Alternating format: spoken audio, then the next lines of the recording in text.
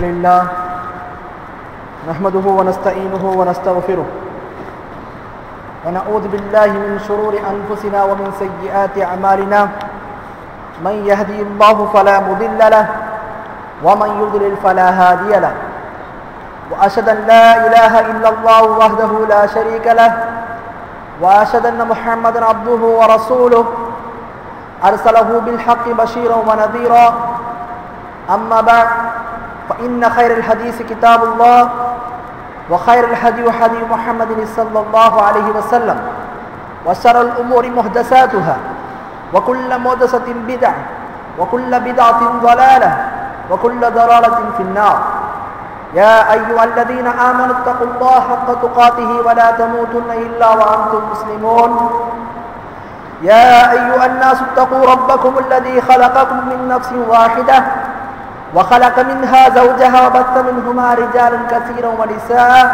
فاتقوا الله الذي تساءلون به والأرحام إن الله كان عليكم رقيبا يا أيها الذين آمنوا اتقوا الله وقولوا قولا سديدا يصلح لكم أعمالكم ويغفر لكم ذنوبكم ومن يطع الله ورسوله فقد فاز فوزا عظيما وقال الله تعالى في سورة الفاتر إن الله يسمع من يشاء وما أنت بمسمع من في القبور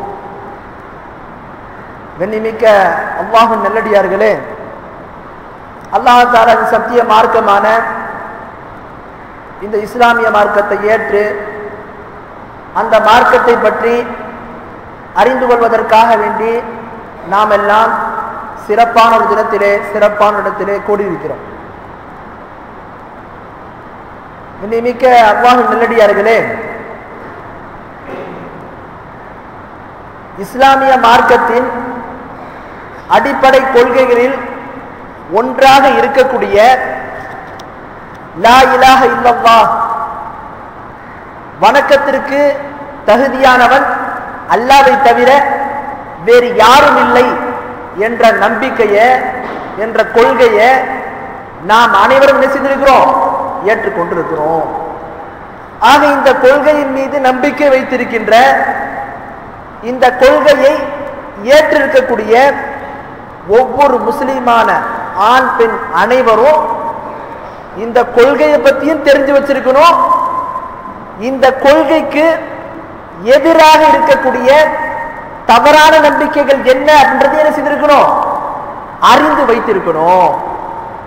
ஏன்னு சொன்னா, ஒரு மனிதன் லா இலாஹ இல்லல்லாஹ் என்று சொல்லக்கூடிய அந்த கொள்கையும் தெரியணும், அதற்கு எதிராக இருக்கக்கூடிய தவறான கொள்கையும் அவன் அறிந்து வைத்திருந்தால் மட்டுமே என்ன செய்ய முடியும்?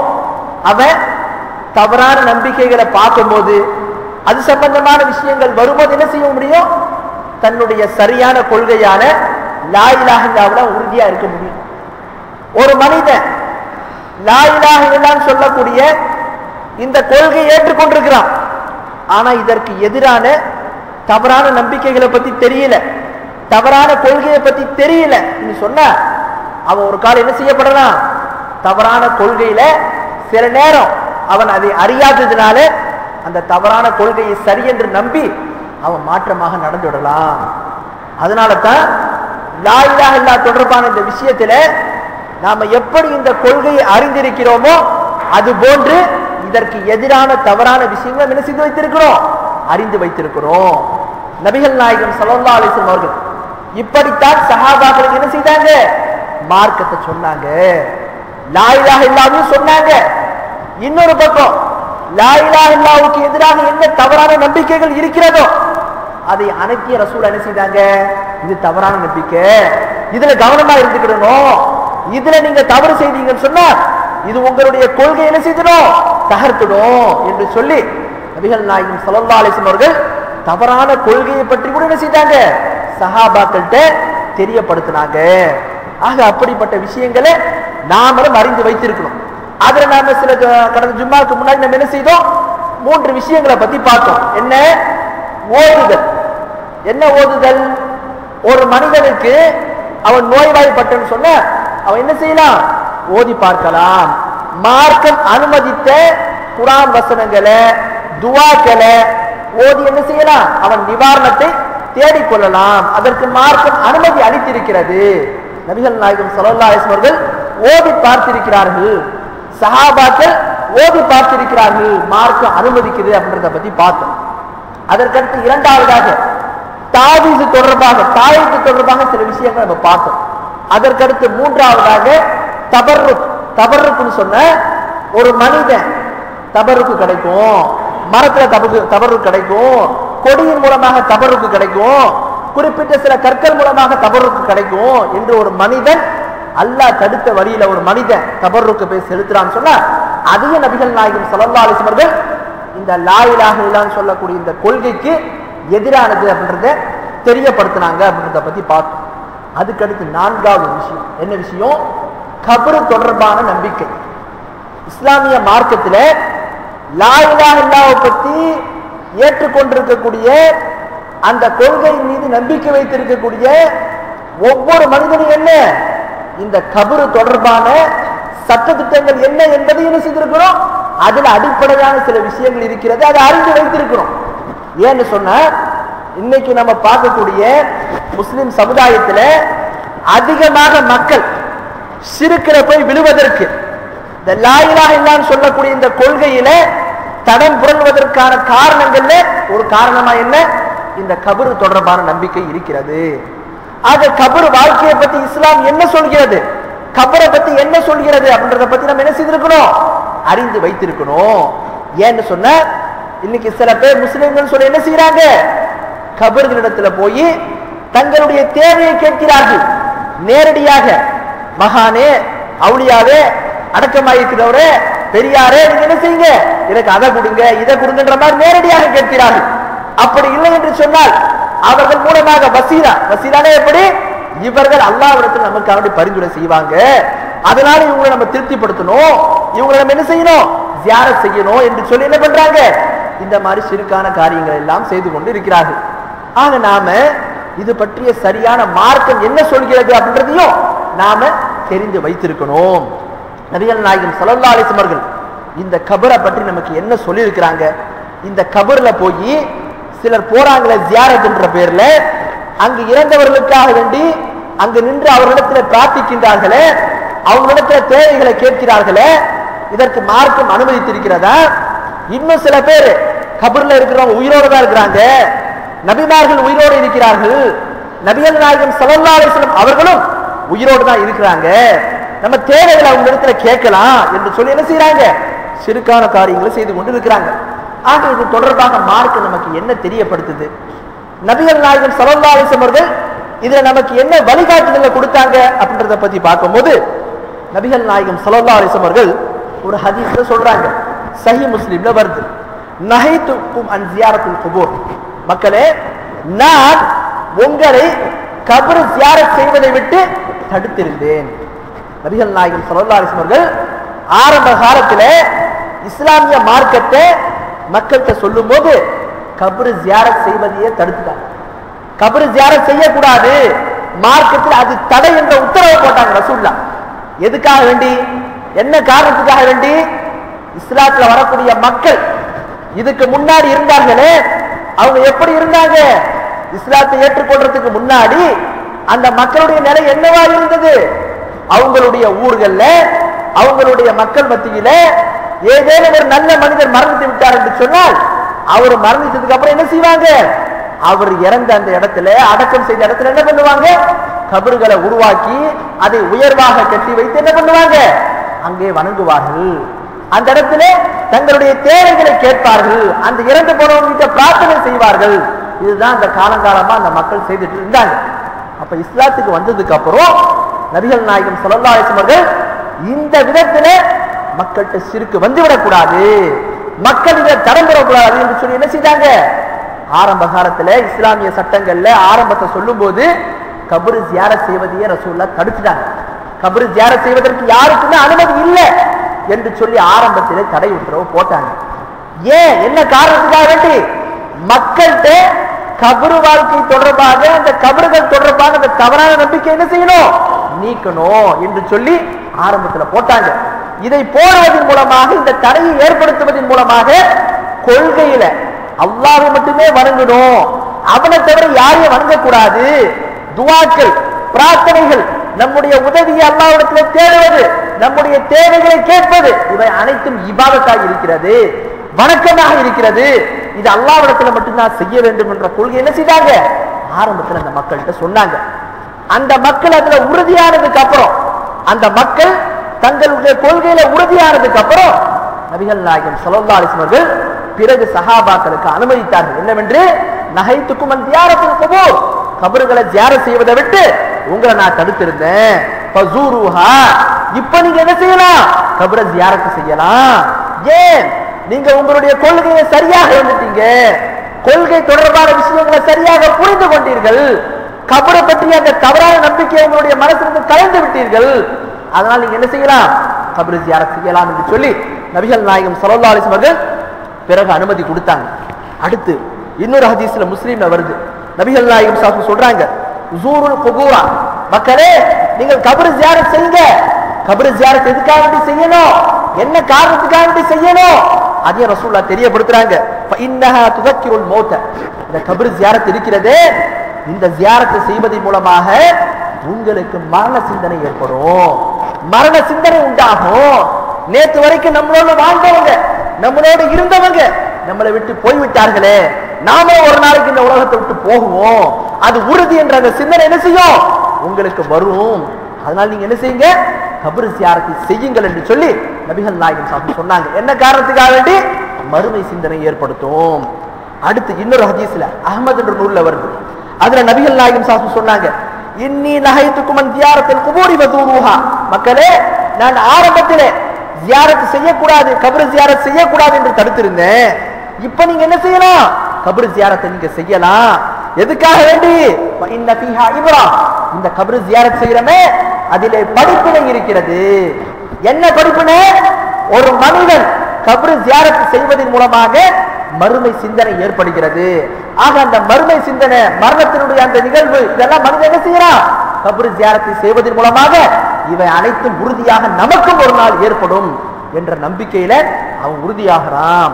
அதனால இந்த படிப்பினை அவன் பெறுகிறான். அதனால நபிகள் நாயகம் ஸல்லல்லாஹு என்ன செய்தாங்க? கபர்களை ஜியாரத் செய்யுங்கன்னாங்க. அடுத்து நாலாவது ஒரு ஹதீஸை பாருங்க, நபிகள் நாயகம் ஸல்லல்லாஹு சொன்னாங்க, முஸ்லிம் வரக்கூடிய ஹதீஸ், புரைதா ரலியல்லாஹு அன்ஹு அறிவிக்கிறாங்க, அவங்க இடத்துல அவங்க கேட்கிறாங்க நபிகள் நாயகம் ஸல்லல்லாஹு அலைஹி வஸல்லம், அல்லாஹ்வுடைய தூதரே, நாங்கள் கபர் ஜியாரத் செய்வதாக இருந்தால் அதுக்கு ஏதாவது பிரார்த்தனை ஏதாவது செய்யணுமா, அதுக்குன்னு ஏதாவது துஆ இருக்கிறாதான்னு சொல்லி கேட்கிறாங்க. அப்ப நபிகள் நாயகம் ஸல்லல்லாஹு அலைஹி வஸல்லம் அந்த மக்களுக்கு கபர் ஜியாரத் செய்யும் போது ஓதப்படக்கூடிய துஆவை கற்றுத் தராங்க. என்ன துஆ? அஸ்ஸலாமு அலைக்கும் அஹ்லத் தியார் மினல் முஃமினீன வல் முஸ்லிமீன், இறைநம்பிக்கை கொண்ட முஸ்லிமான கபர் வாசிகளே, கபரில் அடக்கமாயிருப்பவர்களே என்று சொல்லி உங்கள் மீது அல்லாஹ்வுடைய சாந்தி ஏற்படட்டும் என்று சொல்லி என்ன செய்யுங்க? பிரார்த்திங்க. அதை தொடர்ந்து ரசூலுல்லாஹ் சொல்றாங்க, இன்னா இன்ஷா அல்லாஹு பிஹிம் லலாயிகூன், மக்களே எங்களுக்கு முன்னாடி நீங்கள் சென்று விட்டீர்கள், நாங்கள் உங்களை பின்தொடர்ந்து வரக்கூடியவர்களாக இருக்கிறோம். அஸ்அலுல்லாஹு லனா வ லக்கும் அல் ஆஃபியா, உங்களுக்கும் எங்களுக்கும் அல்லாஹ்விடத்திலே நாங்கள் ஆஃபியத்தை, சுகத்தை, நலத்தை நாங்கள் என்ன செய்கிறோம்? அல்லாஹ்விடத்திலே கேட்கிறோம் என்று சொல்லி நீங்கள் பிரார்த்தனையை செய்யுங்கன்னாங்க. கபர் ஜியாரத்தை செய்வதன் மூலமாக இந்த பிரார்த்தனையை ஒரு மனிதன் செய்யணும். இந்த பிரார்த்தனை எதுக்காக செய்யறான்? ஒரு மனிதன் கபர் ஜியாரத்தை செய்வதன் மூலமாக யார் மரணித்து விட்டாரோ, கபரிலே இருக்கிறாரோ, அந்த மனிதனுக்காக வேண்டி இவன் என்ன செய்யறான்? அல்லாஹ்விடத்துல துஆ செய்யறான். என்ன ஒண்ணு? அல்லாஹ் இந்த மனிதனுக்கு நீ அருள் செய்யி, எனக்கு முன்னாடி இவன் மரணிச்சுட்டான், இவருடைய பாவங்களை நீ மன்னிச்சுடு, என்னுடைய பாவத்தையும் மன்னி அவருடைய பாவத்தையும் மன்னித்து விடு, எங்களுக்கு நீ நல்ல ஒரு நலவை ஏற்படுத்து என்று சொல்லி அல்லாஹ்விடத்துல இறந்தவங்களுக்காக வேண்டி கபர் ஜியாரத் செய்யறவங்க என்ன செய்யணும்? துஆவை கேட்கணும். அப்ப இந்த அனைத்து ஹதீஸ்களை நீங்க கேட்டிருக்கீங்கன்னு சொன்னா நமக்கு ரெண்டு விஷயம் தெரிய வருது. என்ன? கபர் ஜியாரத் தொடர்பாக மார்க்கத்துல நபிகள் நாயகம் ஸல்லல்லாஹு அலைஹி வஸல்லம் அவர்கள் சொன்ன ஹதீஸ்களை ஒன்று சேர்த்து நம்ம பார்த்தோம்னு சொன்னா நமக்கு இரண்டு முக்கியமான நோக்கங்களை ரசூலுல்லாஹ் கபர் ஜியாரத் செய்வதன் மூலமாக தெரியப்படுத்துறாங்க. ஒண்ணு என்ன? இந்த கபர் ஜியாரத் செய்வதன் மூலமாக ஒரு மனிதன் இந்த உலக வாழ்க்கையினுடைய யதார்த்தத்தை புரிஞ்சுக்கிறான், மறுமையினுடைய வாழ்க்கை உண்மை என்பதை நம்பிக்கொள்கிறான், அதுபோன்று அவனுக்கு மறுமை சிந்தனை ஏற்படுகிறது. ஆக கபர் ஜியாரத்தின் மூலமாக இஸ்லாம் எதிர்பார்க்கக்கூடிய முதல் நோக்கம் என்ன தெரியுமா? ஒரு மனிதனுக்கு மறுமை சிந்தனை ஏற்படணும், மறுமை சிந்தனை உண்டாகணும். இதற்கு தான் கபர் ஜியாரத் செய்வதற்கு மார்க்கத்திலே அனுமதி அளிக்கப்பட்டிருக்கிறது. ஆக இந்த நோக்கத்துக்காக ஒருத்தன் கபர் ஜியாரத் செய்தா அது அனுமதிக்கப்பட்டது. அடுத்து இரண்டாவது நோக்கம் என்ன? கபர் ஜியாரத் செய்வதன் மூலமாக அதுல பார்க்கிறோம், அல் இஹ்சான் இலல் மௌதா பித்துவா இலஹும் வ தரஹும் அலைஹிம் வ தலபல் மக்ஃபிரா. எந்த ஒரு மனிதன் மரணித்து விட்டானோ அந்த மனிதனுக்காக வேண்டி நம்ம அல்லாஹ்விடத்தில் என்ன செய்யறோம்? பிரார்த்தனை பண்றோம், அவனுக்கு நலத்தை நம்ம நாடுறோம், அவனுக்கு அருள் செய்யற அல்லாஹ்விடத்தில் நம்ம துஆவை கேட்கிறோம். அல்லாஹ் இவன் மரணித்து விட்டான், இவனுடைய பாவங்களை நீ மன்னித்து விடு, இவன் மீது நீ அருள் செய் என்று சொல்லி நம்ம அவனுக்காக என்ன செய்கிறோம்? மன்னிப்பை தேடுகிறோம், பாவ மன்னிப்பை அவனுக்காக தேடுகிறோம், இறந்த மனிதனுக்காக வேண்டி. ஆக கபர் ஜியாரத் செய்வதனுடைய இரண்டாவது நோக்கம் என்ன? இறந்த மனிதனுக்கு நம்ம நன்மையை நாடுகிறோம். ஆக இந்த ரெண்டு நோக்கத்துக்காக தான் என்ன செய்யப்பட்டிருக்கு? கபர் ஜியாரத் செய்வது மார்க்கத்திலே அனுமதி அளிக்கப்பட்டிருக்கிறது. ஆக ஒரு மனிதன் கபர் ஜியாரத் செய்யறான்னு சொன்ன இந்த ரெண்டு நோக்கத்தின் அடிப்படையில் தான் அவருடைய ஜியாரத் இருக்கணும். என்ன நோக்கம்? ஒன்று, கபர் ஜியாரத் செய்வதன் மூலமாக மறுமை சிந்தனை உண்டாகணும். இரண்டாவது, கபர் ஜியாரத் செய்வதன் மூலமாக மரணித்த மனிதனுக்கு அல்லாஹ்விடத்துல துஆவை நம்ம செய்யணும். ஆக இந்த காரணத்துக்காக தான் என்ன கபர் ஜியாரத் என்பது நமக்கு அனுமதி அளிக்கப்பட்டிருக்கிறது. எங்கே ஒரு ஜியாரத்தில் இந்த ரெண்டு நோக்கம் இருக்கிறதோ அப்படிப்பட்ட கபர் ஜியாரத் மட்டும்தான் மார்க்கத்திலே அனுமதிக்கப்பட்டிருக்கிறது. ஒரு மனிதன் இந்த ரெண்டு நோக்கத்துல ஏதாவது ஒண்ணு விட்டுட்டு வேற ஏதாவது நோக்கத்திற்காக வேண்டி செய்யறான்னு சொன்னா, நான் கபர் ஜியாரத் செய்தா என்னுடைய வாழ்க்கையில் என்ன செய்யும்? பரக்கத்து ஏற்படும். நான் கபர் ஜியாரத் செய்தா என்னுடைய பாவத்திற்கு மரணித்தவங்க என்ன செய்வாங்க? போக்குவாங்க, எனக்கு அதை தருவாங்க, என்னுடைய தேவையை தருவாங்க, என்னுடைய கோரிக்கையை ஏற்பாங்க என்பது போன்ற நிகழ்வுகள்ல நம்பிக்கையில நோக்கத்தில ஒரு மனிதன் கபர் ஜியாரத் செய்தாங்க, அப்படிப்பட்ட ஜியாரத் மார்க்கத்திலே தடுக்கப்பட்டிருக்கிறது அப்படின்றதையும் நாம விளங்கிக் கொள்ள வேண்டும். ஆக இந்த ரெண்டு நோக்கத்தை தவிர மூன்றாவது ஒரு நோக்கம் கபர் ஜியாரத்திலே இல்லை என்பதை இஸ்லாம் நமக்கு ஆணித்தரமாக சொல்லித் தருகிறது. ஆக இந்த ரெண்டு நோக்கத்தை ஒரு மனிதன் விளங்கிக்கிட்டான்னா, இந்த நோக்கத்தை அறிந்தவனாக அவன் கபர் ஜியாரத் செய்தான்னு சொன்ன அவன் என்ன செய்ய மாட்டான்? ஷிர்கிலே விழ மாட்டான், ஷிர்க்னு சொல்லக்கூடிய இந்த இணைவத்திலே அவன் செல்ல மாட்டான். ஆக நாம செய்யக்கூடிய கபர் ஜியாரத்திலே இந்த ரெண்டு நோக்கங்கள் அடிப்படையில் என்ன செய்யணும்? அதை செய்யணும். இந்த இடத்துல நம்ம இன்னொரு சட்டத்தை அறிந்து வைத்திருக்கணும். என்ன? கபர் ஜியாரத் செய்வது தொடர்பாக இஸ்லாமிய மார்க்கத்துல ஆண்களை பொறுத்தவரைக்கும் என்ன? அவர்கள் கபர் ஜியாரத் செய்யலாம், அதற்கு எந்த ஒரு தடையும் கிடையாது, அவர்கள் செய்யலாம். பெண்களை பொறுத்த வரைக்கும் இஸ்லாமிய மார்க்கத்தில் அவங்க கபர் ஜியாரத் செய்யலாமா, கபர் ஜியாரத் செய்வதற்கு அனுமதி இருக்கிறதா அப்படின்றத பத்தி பார்க்கும்போது நபிகள் நாயகம் ஸல்லல்லாஹு அலைஹி வஸல்லம் ஆரம்பத்தில் என்ன பண்ணாங்க? நஹைதுக்கும் அன் ஜியாரத்துல் குபூரி, மக்களே கபர் ஜியாரத் செய்வதை விட்டு உங்களை நாம தடுத்திருந்தோம், ஃபஸூருஹா, இப்போ நீங்க என்ன செய்யுங்க? கபர் ஜியாரத் செய்யுங்கன்னு சொன்னாங்க. அப்ப ஆரம்பத்தில் இருந்த தடை எல்லாத்திற்குமே பொதுவானதாக இருந்தது. அதிலே ஆணும் அடங்குவார்கள், பெண்களும் அடங்குவார்கள். பிறகு நபிகள் நாயகம் ஸல்லல்லாஹு அலைஹி வஸல்லம் அவர்கள் இப்ப ஜியாரத் செய்யுங்கன்னு அனுமதி கொடுத்தாங்களே, அப்ப ஆண்களும் செய்யலாம் தானே, பெண்களும் செய்யலாம் தானே? ஆக இந்த அடிப்படையில் நம்ம பார்த்தோம்னா இது தொடர்பாக மார்க்கம் நமக்கு என்ன சொல்லுது? பெண்கள் கபர் ஜியாரத் செய்வதற்காக மார்க்கம் என்ன சட்டத்தை சொல்லுது அப்படின்றத பத்தி பார்க்கும்போது மார்க்கத்திலே நபிகள் நாயகம் ஸல்லல்லாஹு அலைஹி வஸல்லம் அவர்கள் ஒரு ஹதீஸின் மூலமாக நமக்கு தெரியப்படுத்துறாங்க. இப்னு மாஜாஹ் உள்ள வரக்கூடிய சஹீஹான ஹதீஸ். அந்த ஹதீஸ்ல வருது, வலஅன ரசூலுல்லாஹி ஸல்லல்லாஹு அலைஹி வஸல்லம் ஜவ்வாராத்தில் குபூர், அல்லாஹ்வுடைய தூதர் முஹம்மது ஸல்லல்லாஹு அலைஹி வஸல்லம் அவர்கள் கபர்களை அதிகமாக ஜியாரத் செய்யக்கூடிய பெண்களை சபித்திருக்கிறார்கள், அவர்கள் மீது சாபம் ஏற்படட்டும், லானத் ஏற்படட்டும் என்று சொல்லியிருக்கிறார்கள் என்று சொல்லி ஒரு ஹதீஸ், சஹீஹான ஹதீஸ் பதிவு செய்யப்பட்டிருக்கு. இந்த ஹதீஸை நம்ம பார்த்தோம்னு சொன்னா ஜவ்வாராத் என்கின்ற ஒரு வார்த்தை வருது. ஜவ்வாராத்னா என்ன? இதற்கு அரபில என்ன பொருள் தெரியுமா? ஒரு காரியத்தை அதிகமாக செய்வது, திருப்பி திருப்பி செய்வது. அதுக்குதான் நம்ம சொல்றோம் அதிகமாக கபர் ஜியாரத் செய்யக்கூடிய பெண்கள் மீது அல்லாஹ்வுடைய தூதர் சாபம் ஏற்படுத்தும் சொல்லி இருக்கிறாங்க. அப்ப நமக்கு என்ன விளங்குது? இஸ்லாமிய மார்க்கத்தில் ஆண்கள் கபர் ஜியாரத் என்ன செய்யலாம்? சாதாரணமாக செய்யலாம். பெண்களை பொறுத்த வரைக்கும் கபர் ஜியாரத் செய்வதற்கு மார்க்கம் அனுமதி அளித்திருக்கிறது. ஆனால் அந்த அனுமதி எப்படி? அவர்கள் அடிக்கடி கபர் ஜியாரத் செய்ய முடியாது. அதை வழக்கமாக ஆக்கக்கூடாது. ஏன்? அதிகமாக கபர்களை ஜியாரத் செய்யக்கூடிய பெண்கள் மீது அல்லாஹ்வுடைய தூதர் ஸல்லல்லாஹு அலைஹி வஸல்லம் அவர்கள் சாபம் ஏற்பட்டு சொல்லி இருக்கிறாங்க. ஆக இந்த ஹதீஸை வைத்து தான் சட்டத்தை நம்ம பார்க்கிறோம். பெண்கள் கபர் ஜியாரத் செய்வதற்கு அனுமதி இருக்கிறது. எப்போதாவது ஒரு முறையெல்லாம் அவங்க செய்துக்கலாம். வளமையாக்குறது, தொடர்ந்து செய்து கொண்டிருப்பது, அடிக்கடி செய்யறத மார்க்கம் தடுத்திருக்கிறது அப்படின்றதையும் நாம விளங்கிக் கொள்ள வேண்டும். அடுத்து வாங்க, இந்த கபர் விஷயமா நம்ம நிறைய விஷயங்களை தெரிந்து கொள்ள வேண்டியது இருக்கு. ஒண்ணு என்ன, இந்த கபருடைய வாழ்க்கையை பொறுத்த வரைக்கும் சில பேர் என்ன பண்றாங்க, கபர்ல போய் நம்ம என்ன செய்யலாம், நம்முடைய தேவைகளை கேட்கலாம், கபர்ல இறந்தவங்க கிட்ட நம்ம தேவையை கேட்கலாம் என்று சொல்லி என்ன பண்றாங்க சில பேர் சொல்றாங்க. அதுக்கு என்ன ஆதாரம், அதுக்கு மார்க்கத்தில் எதுவும் சொல்லப்பட்டிருக்குதா அப்படின்றத பத்தி பார்க்கும் போது சில ஆதாரங்களை சொல்லுவாங்க. என்ன, நபிகள் நாயகம் ஸல்லல்லாஹு சொன்னாங்க, பஸ்ஸார் என்ற முஸ்னத் அல் பஸ்ஸார் என்று சொல்லக்கூடிய ஒரு ஹதீஸ்களின் நூல், அதுல சஹீஹான ஹதீஸ் ஒன்று வந்திருக்கிறது. அல் அன்பியா அஹ்யாஉ, நபிமார்கள் அனைவரும் என்ன உயிரோடு இருக்கிறார்கள். ஃபீ குபூரிஹிம் யுஸல்லூன், அவர்கள் தங்களுடைய கபர்களில் என்ன செய்கிறார்கள், தொழுது கொண்டு இருக்கிறார்கள் என்று சொல்லி ஒரு ஹதீஸ் வருது.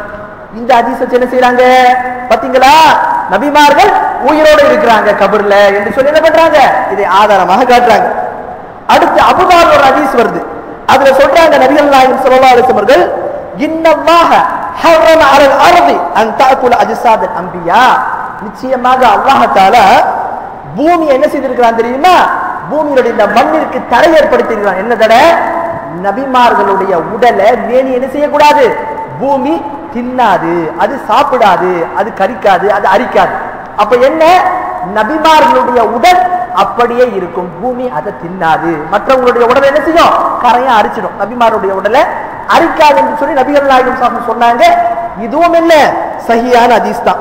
முஸ்லிம்ல ஒரு ஹதீஸ் வருது, அதுல நபிகள் நாயகம் ஸல்லல்லாஹு சொல்றாங்க, அதைது அலா மூஸா லைலத உஸ்ரிய பிஹி இந்தல் கதீப் அல் அஹ்மர் வ ஹுவ காயிமுன் யுஸல்லி ஃபீ கப்ரிஹி. நான் இஸ்ரா மேராஜ் என்று சொல்லக்கூடிய அந்த விண்ணுலக பயணம் ஏற்படுத்தி போனாங்க நபிகள் நாயகம் ஸல்லல்லாஹு அலைஹி வஸல்லம். அந்த பயணத்தில் நபிகள் நாயகம் ஸல்லல்லாஹு அலைஹி சொல்றாங்க, நான் அந்த நேரத்தில் போகும்போது மூசா அலைஹிஸ்ஸலாம் அவர்களை பார்த்து அவர்கள் தங்களுடைய கபர்களை நின்று என்ன செய்துட்டு இருந்தாங்க, தொழுது கொண்டிருந்தார்கள். இது முஸ்லிம்ல வருது, சஹீஹான ஹதீஸ். இப்ப இந்த மாதிரி ஹதீஸ்லாம் வச்சுட்டு என்ன சொல்றாங்கன்னா, யாரெல்லாம் கபர்கள் இடத்துல போய் என்ன செய்யலாம், வணங்கலாம், நம்முடைய தேவையை கேட்கலாம், நம்முடைய பிரார்த்தனை அவங்க இடத்துல செய்யலாம் என்று சொல்லி யாரெல்லாம் இதற்கு அனுமதி இருக்குது என்று நினைக்கின்றார்களோ, இதை சரி என்று நினைக்கின்றார்களோ, அவங்க என்ன பண்றாங்க, இந்த ஆதாரங்களை வச்சு சொல்றாங்க, நபிமார்கள் கபரிலே உயிரோடு இருக்கிறார்கள், அதே மாதிரி கபர்ல தொழுறாங்க, அப்புறம் என்ன செய்யலாம், நம்முடைய தேவையை கேட்கலாம் என்று சொல்லி இதை ஆதாரமாக சொல்றாங்க. இப்போ இந்த ஹதீசுகளை வைத்து நபிமார்கள் கபரிலே உயிரோடு இருக்கிறார்கள் என்ற காரணத்தை வச்சு நம்ம அவங்க இடத்துல மார்க்கத்தை கேட்கலாமா, நம்முடைய தேவையை அவங்க இடத்துல கேட்கலாமா, நம்முடைய கோரிக்கை அவங்க இடத்துல வைக்கலாமா, அவங்க இடத்துல துவா செய்யலாமா என்று நம்ம பார்த்தோம்னு சொன்ன, இதுல நம்ம போறதுக்கு முன்னாடி நபிகள் நாயகம் ஸல்லல்லாஹு அலைஹி வஸல்லம் அவர்களை பற்றியும் மற்ற நபிமார்களை பற்றியும் அல்லாஹ் குர்ஆன்ல என்ன சொல்றான் அது நமக்கு தெரியணும். அல்லாஹ் தஆலா குர்ஆன்ல பொதுவா சொல்றான், பல இடங்கள் ஒரு ரெண்டு இடத்துல சொல்றான், இன்னக மய்யிதுன் வ இன்னஹும் மய்யிதுன், முஹம்மதே நீங்க என்ன மரணிக்க கூடியவங்க தான், உங்களுக்கு முன்னாடி இருந்தார்களே நபிமார்கள் அவர்களும் மரணிக்க கூடியவங்க தான்.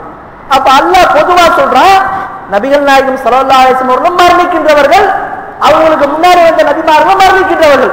இது என்ன நம்ம தெளிவா பார்க்கணும்னா, அல்லாஹ் குர்ஆன்ல சூரா ஆல இம்ரான் என்ற 3வது அத்தியாயத்துல 143வது வசனத்துல சொல்றான், வமா முஹம்மதுன் இல்லா ரசூல், இந்த முஹம்மது இருக்கிறார்களே அவங்க அல்லாஹ்வுடைய தூதரை அன்றி வேறு இல்ல, கத் கலத் மின் கப்லிஹி ருசுல், அவங்களுக்கு முன்னாடி என்ன நிறைய தூதர்கள் வந்து மரணித்து விட்டு சென்று விட்டார்கள். அப்ப இம்மாத அவ் குத்திலன் கலத்தும் அலா அகாபிக்கும் வம யன்கலிபு அலா அகிபைஹி ஃபலன் யதுர்ரல்லாஹ ஷையா. அல்லாஹ் இந்த வசனத்துல சொல்றான், இந்த முஹம்மது மரணித்து விட்டாலோ அல்லது கொல்லப்பட்டு விட்டாலோ நீங்கள் புறமுதுகு காட்டி சென்று விடுவீர்களா, வந்த வழியே திரும்பி சென்று விடுவீர்களா, எந்த ஒரு மனிதனாலும் அல்லாஹ்விற்கு எந்த ஒரு நஷ்டத்தை ஏற்படுத்த முடியாது என்று சொல்லி அல்லாஹ் இந்த வசனத்தை சொல்றான்.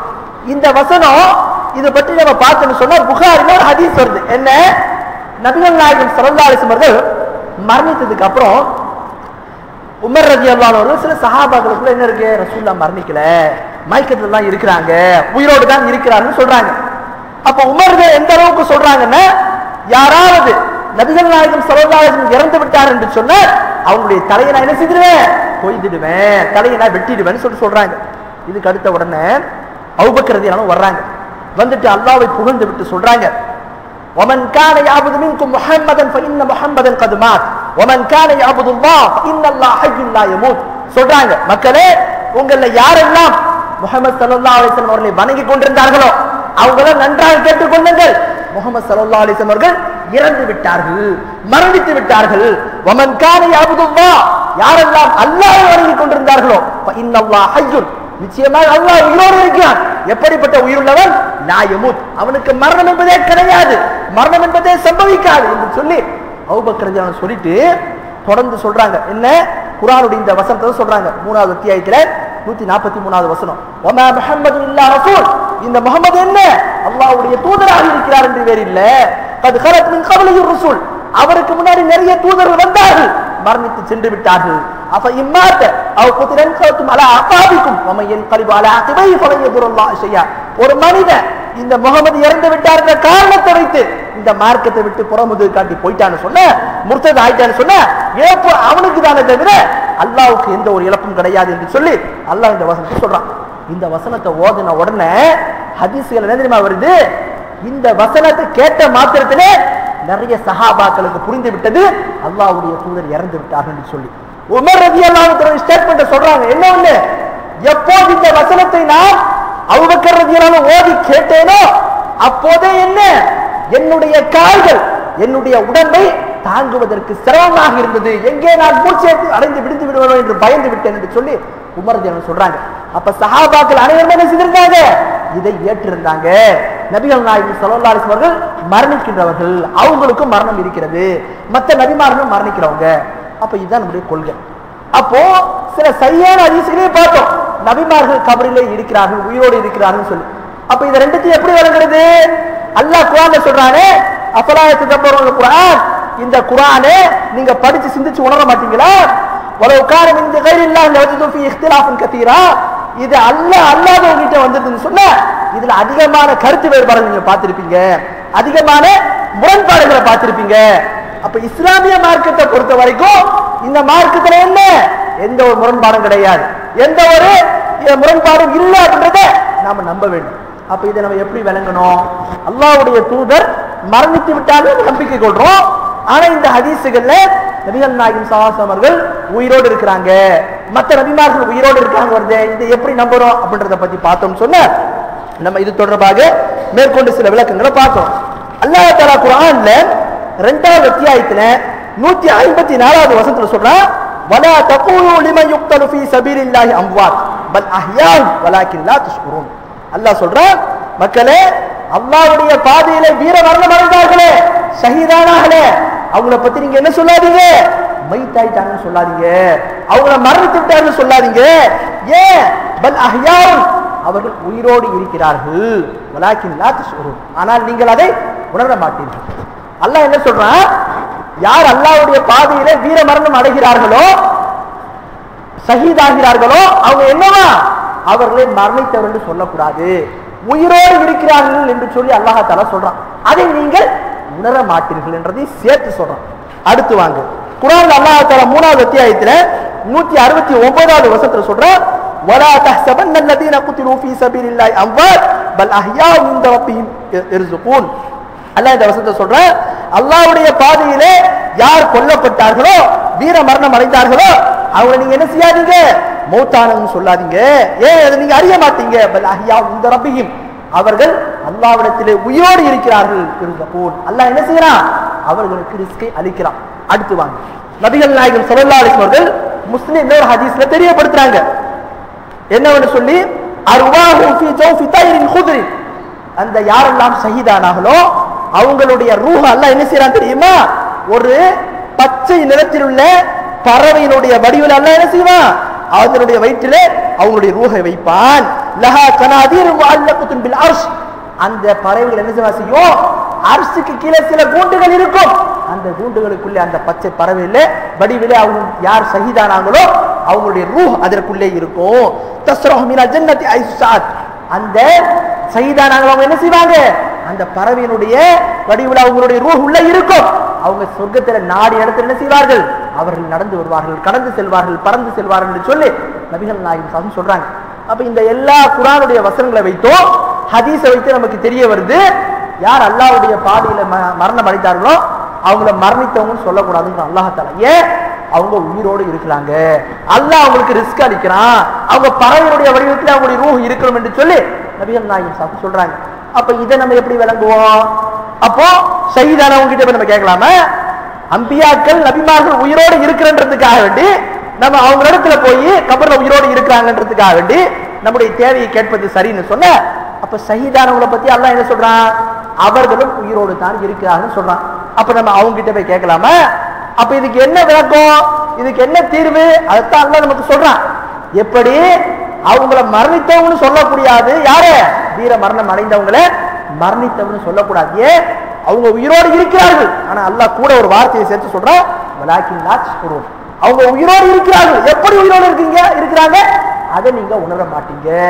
அப்ப நமக்கு என்ன விளங்குதுன்னு சொன்ன, ஒரு இஸ்லாமிய மார்க்கத்தை பொறுத்த வரைக்கும் இந்த உலகத்துல ஒரு மனிதன் வீர மரணம் அடைந்தாலும் சரி, அவங்க நபிமார்களாக இருந்தாலும் சரி, இந்த உலகத்தை பொறுத்தவரை அவர்கள் மரணித்து விட்டவர்கள் தான், அவர்கள் இறந்து விட்டவர்கள் தான்.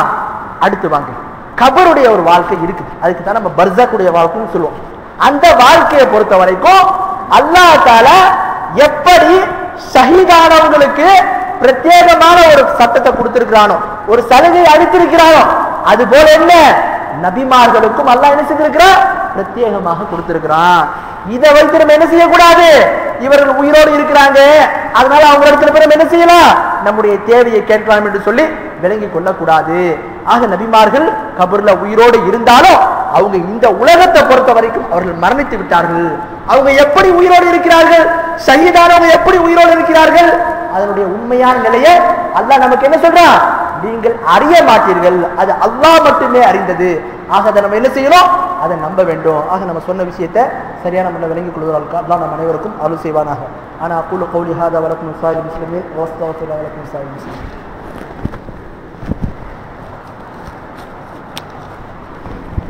அல்ஹம்துலில்லாஹி ரப்பில் ஆலமீன் வஸ்ஸலாத்து வஸ்ஸலாமு அலா ரசூலில் கரீம் வ அலா ஆலிஹி வஸ்ஹாபிஹி அஜ்மஈன் வ மன் தபிஅஹும் பி இஹ்சான் இலா யௌமிddin. அம்மா பஅத்.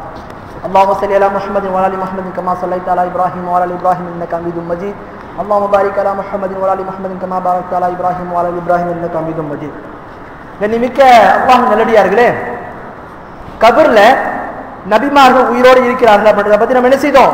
பார்த்தோம். அதை நம்ம எப்படி நம்பணும்? எப்படி உயிரோடு இருப்பார்கள் என்று நாம அறிய மாட்டோம், அது அல்லாஹ் மட்டுமே அறிந்தது. இந்த உலகத்தை பொறுத்த வரைக்கும் அவர்கள் மரணித்து விட்டார் என்று தான் நம்ம என்ன செய்யறோம்? நம்ப வேண்டும். அடுத்து வாங்க, இன்னொரு ஹதீஸ் முஸ்லிம்ல வருது. நபிகள் நாயகம் ஸல்லல்லாஹு சொல்றாங்க, இன்னல் அப்த இதா உரியா ஃபீ கப்ரிஹி வ தவல்லா அன் அஸ்ஹாபுஹு வ இன்னஹு ல யஸ்மா குர்ஆனி ஆலிஹி. நபிகள் நாயகம் ஸல்லல்லாஹு சொல்றாங்க, ஒரு அடியான் அவனுடைய உயிர் பிரிந்ததுக்கு அப்புறம் அவனை கொண்டு போய் என்ன செய்வாங்க? கபரஸ்தான்ல வைப்பாங்களே, கபர்ல வைப்பாங்களே, வைத்த உடனே அவனை மூடி விட்டு மக்கள் எல்லாம் திரும்பி செல்லும் போது, அவனுடைய நண்பர்கள் தோழர்கள் எல்லாம் திரும்பி செல்லும் போது நபிகள் நாயகம் ஸல்லல்லாஹு சொல்றாங்க, அந்த கபரிலே இருக்கக்கூடிய அந்த மனிதன் என்ன செய்கிறான்? உயிரோடு நடந்து செல்கிறார்களே, அந்த மனிதர்களுடைய காலணியுடைய ஓசையை, அவருடைய செருப்பின் ஓசையை, அவருடைய காலணிகளுடைய ஓசையை அந்த மரணித்த அந்த கபூர்ல உள்ளவன் கேட்கிறான் என்று சொல்லி நபிகள் நாயகம் ஸல்லல்லாஹு சொல்றாங்க. அப்ப இதை வச்சு மரணிக்கிறவங்க எல்லாமே உயிரோடு இருக்கான்னு நம்ம சொல்லிடுவோமா? இந்த உலக வாழ்க்கையை பொறுத்த வரைக்கும் எப்படி அவங்க உயிரோடு இருக்கிறார்களோ அது போன்றுதான் அவர்கள் உயிரோடு இருக்காங்க நம்ம சொல்ல முடியுமா? சொல்ல முடியாது. இந்த ஹதீஸ்ல பார்க்கிறோம், நபிகள் நாயகம் ஸல்லல்லாஹு சொல்றாங்க, மரணித்தவன் செருப்புடைய ஓசையை கேட்கிறான் என்று சொல்லி. அல்லாஹ் குர்ஆன்ல என்ன சொல்றான்? சூரா ஃபாத்திர் என்று சொல்லக்கூடிய 39வது அத்தியாயம் 35வது அத்தியாயத்துல 22வது வசனத்தை சொல்றார், இன்னல்லாஹ யுஸ்மிஉ மன் யஷா வ மா அன்த பிமுஸ்மிஇன் மன் ஃபில் குபூர். முஹம்மதே, நீங்க யாரை எல்லாம் நாடுகிறீர்களோ உங்களுக்கு என்ன செய்ய முடியாது? கபரிலே இருக்கின்ற எந்த ஒரு மனிதனாலும் உங்களை செவியேற்க செய்ய முடியாது. கபர்ல ஒருத்தன் இறந்து கிடக்கிறான்னு சொன்ன நபியே உங்களால என்ன செய்ய முடியாது? அவனை கேட்க வைக்க முடியாது. அப்ப நமக்கு என்ன விளங்குது? அல்லாஹ் நபியை முன்னிலைப்படுத்தி எதுக்கு சொல்றான்?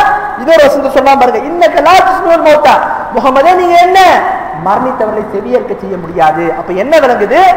எந்த ஒரு மனிதனும் உயிரோடு இருக்கும் போது கபர்ல இருக்கிறவற்றை அழைச்சா என்ன செய்யாது? அவனுக்கு ஒரு காலமும் கேட்காது. அது எந்த ஒரு மௌத்தானவனும் கேட்க முடியாது. அப்ப இந்த உலகத்தை பொறுத்த வரைக்கும் யாரெல்லாம் மரணித்து விட்டார்களோ அவங்க என்ன செய்ய முடியாது? மரணித்தவங்க கிட்ட போய் உயிரோடு இருக்கிறவங்க எதையும் கேட்க முடியாது. ஏன்? அவங்களுக்கு எதுவும் கேட்காது. ஒண்ணு. அடுத்து நம்ம இன்னொன்னு விளங்கிக்கணும், அல்லாஹ் ஷஹீதானவங்களுக்கும் நபிமார்களுக்கும் உயிரோடு இருப்பதாக சொல்றானே, அது நாம இந்த உலகத்துல விளங்கி இருக்கிற மாதிரி உயிர் இல்ல. அது எப்படி என்பதை நீங்கள் உணர மாட்டீர்கள் என்று அல்லாஹ் சொன்னதுக்கு அப்புறமும் நம்ம என்ன செய்ய முடியாது, இப்படித்தான் உயிரோடு இருப்பார் என்று சொல்லி நம்ம சொல்வதற்கு எந்த ஒரு அதிகாரமும் எந்த ஒரு ஆதாரமும் நமக்கு இல்லை அப்படின்றதையும் விளங்கி கொள்ள வேண்டும்.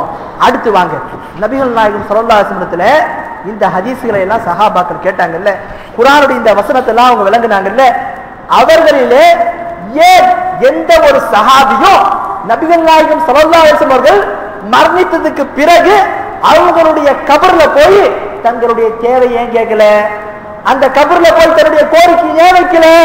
அவர்கள் விளங்கி இருந்தார்கள் என்னவென்று, நபிமார்களா இருந்தாலும் சரி எந்த ஒரு மனிதனா இருந்தாலும் சரி இந்த உலகத்திலே அனைவரும் என்ன மரணிக்கக்கூடியவர்கள் தான்.